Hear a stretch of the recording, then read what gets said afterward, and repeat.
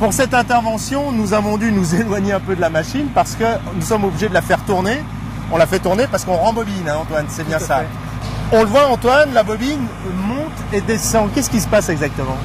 En fait, là, c'est du tracannage sans contact. C'est-à-dire que contrairement à un câble acier où on vient déplacer le câble pour qu'il s'enroule parfaitement sur le tambour, avec le câble synthétique, on vient déplacer le tambour pour répartir équitablement ce câble sur la bobine et on peut ainsi enrouler sans forcément que les spires soient parfaitement collées l'une à l'autre.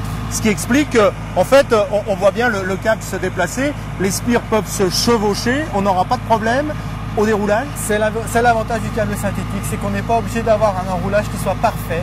On peut faire chevaucher le câble sans être enroulé en spire parfaitement jointie.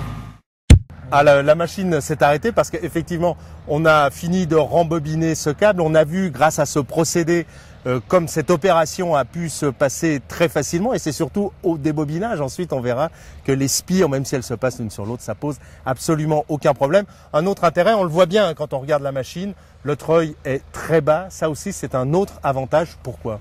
En fait, cette technologie nous permet d'avoir un centre de gravité très bas et ainsi de conserver des performances similaires à une machine standard.